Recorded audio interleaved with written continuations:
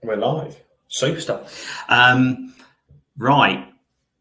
Trying something a bit new today, guys, in terms of a bit of training, I suppose, really, in which I am going to go through the process of valuing a property for the purposes of the off-market kind of lateral, working out how we come to a rough kind of figure, at where we might get some interest in it, as opposed to value via the on-market or on the open market kind of side of things. So what I'm going to do is I'm going to share my screen, kind of talk you through it whilst I'm doing it, and hopefully this will work. This is kind of a new way of potentially doing it. So I'm just going to share my screen, which will probably go into a bit of a spaz because we're looking into itself about 1,000 times. So, right, let me just check. Is that going to be... Yes, I think that was working, wasn't it? I can't see myself, but that is absolutely fine. So, right, I'm in here. So this one here is 158 Dale Close. So this property here is one where the landlord is thinking of selling.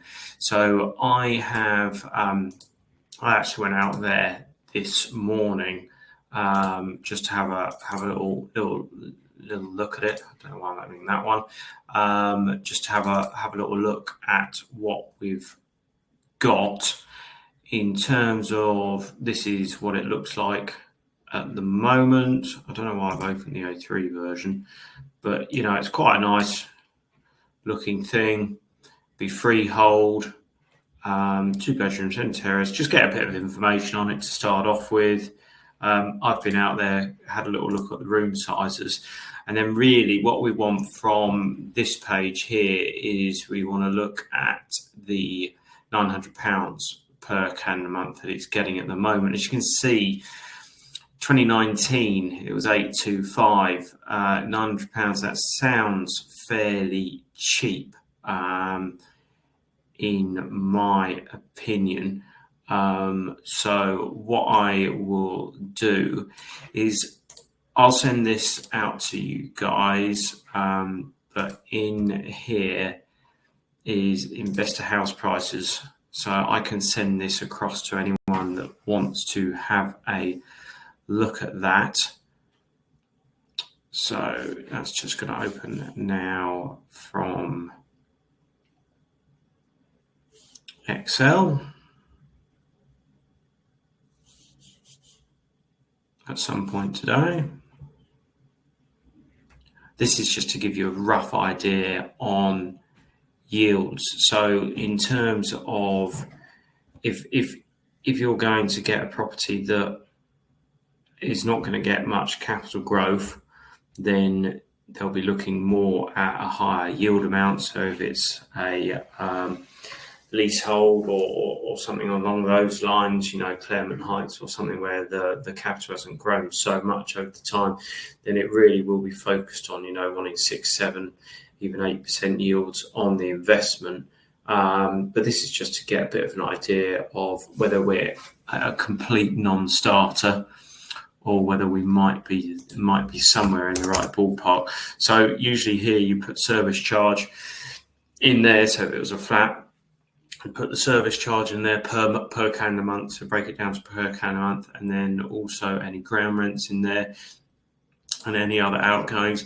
This one's obviously freehold, so there won't be any of that. So even at 900, look there, you can see 5% with 216 at 6%. It's 179. So if I was to put 200,000 in, seems fairly sensible. Potential rent is 900. Service charge is nothing. That's a 5.4% yield, which it's not horrendous, being at that, but I do think that you could probably get a little bit more than that. So it might be that you could sell it to to an investor that, yeah, this is the yield at the moment, but we're going to have a rent review on it in the next, 6 months, something like that. So we're going to put that up to 975, and then suddenly, yeah, you're fairly close to 5.85%, or even if you manage to get up to 1,000, for instance, that you're at 6% yield. Nice simple maths there as such. But let's work at it. Let's just do that back a bit. So let's work it out at 900 on that front. In terms of, now we have a little look, do your normal little bit. So Dale Close, Colchester. It's flat, 1 bed, 3 bed, 302. See, there you go, 2 bed terrace there, 260. What number's that? 154. So that is actually, what number are we looking at? 158, aren't we? That's 2 doors up. So look, that's the one I went to there, and we're looking at this one here. This is October 22. Okay, it is in better order. Yeah, it's definitely in better order than that. But here you go, look, 260,000, April 23. So let's have a little look. So 158, Dale Close, Stanway. This is it before the tenant went in there. Doesn't look as nice as that now. Now the tenant's in there. I must admit they've been in there 3 years. Keep that the same. Only include houses. Bring that back to 22. We've got 4 bed there, 45. The thing is, there's no right or wrong. That's one that we sold there. This is House of Wood, 263, 250. Worst case scenario on this, 250, 247, 210. Going back to your figures here on the open market, 235. It's a 4.6% yield. So yeah, it's not. Personally, for me, I'd then be discussing it with the vendor or with the landlord, saying, look, we've got this process, but really to be able to sell it on the off market way, you've got to be.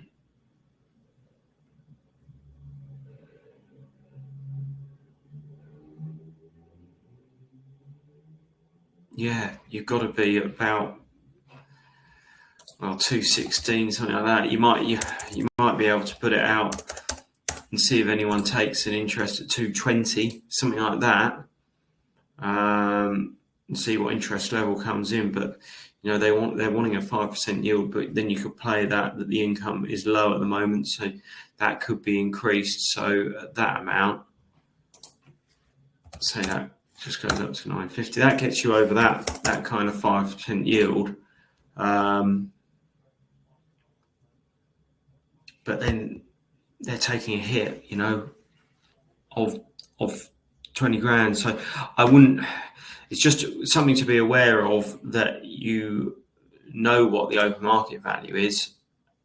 But in this kind of situation, I probably wouldn't talk about that open market value or kind of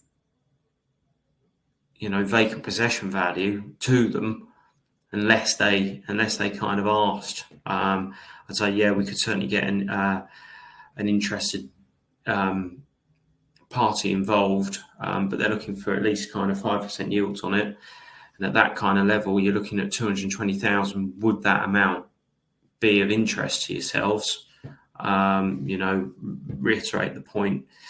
Easier, don't need to get the tenant out. Could be a seamless transaction. You don't need to pay us. All these kind of things that kind of bolsters up the reason to go down that route. And I think at that kind of level, you could certainly be advising an investor that that's a good buy because of, look, there's the capital growth there straight away, even if they're taking a little bit of a hit on that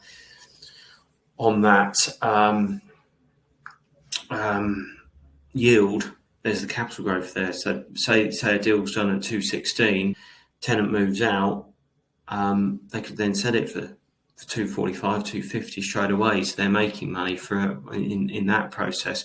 Right, what was I going to say from here? I was then going to have a look at, so say, yeah, okay, Phil, we'd love to have a little go at that. Ali has just sent me across, and this will be put onto Vico very soon.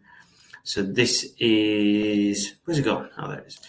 This is a off-market engagement agreement for off-market sales services. This basically gives us exclusivity to put the property on an off-market process. This is being headed up and we're going through this. So this will be up and running by the time you're watching this video. And this will be on Vico. So you'll be able to do a DocuSign straight from Vico for this to get them signed up. I'd probably say to them, look, we'll do this for, here you go, 6 weeks. And then I would look at converting them from an off-market property into an on-market property, and then going down that route, 6 to 8 weeks, something like that. You will have probably have exhausted our database on Agent Marketer and also on Vico by that point, doing phone outs and those kind of things. And then that is that part. I'll just show you guys a little bit of a difference of a write-up of one that is off-market. So let's grab Rose Court, for instance, and I will just open up a set of details.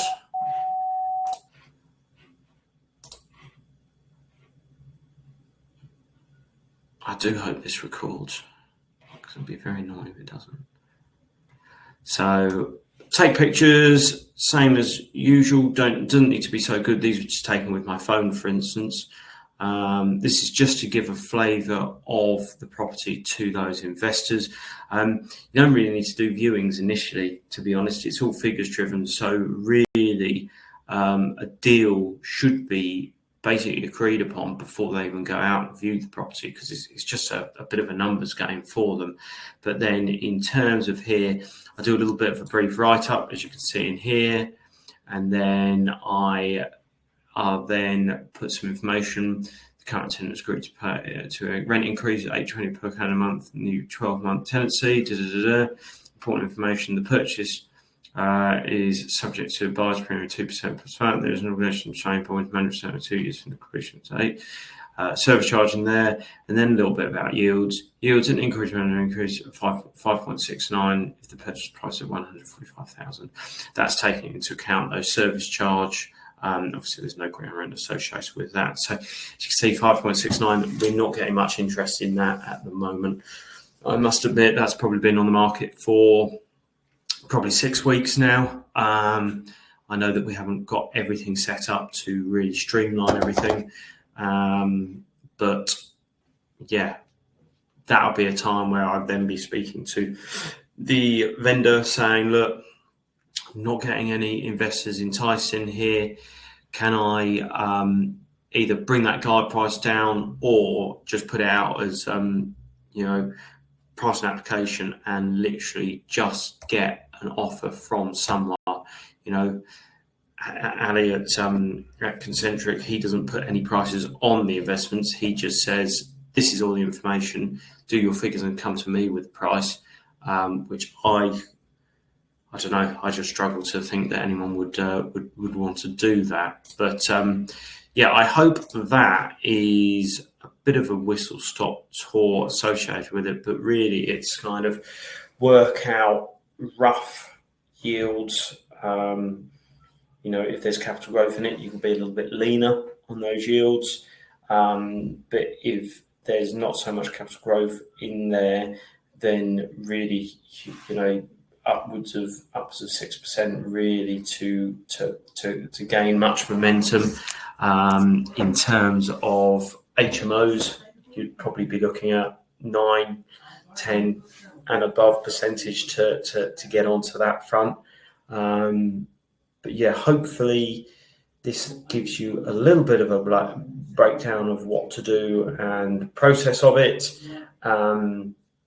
Any questions, you know where I am. Fire me an email or give me a call, and yeah, we'll go from there.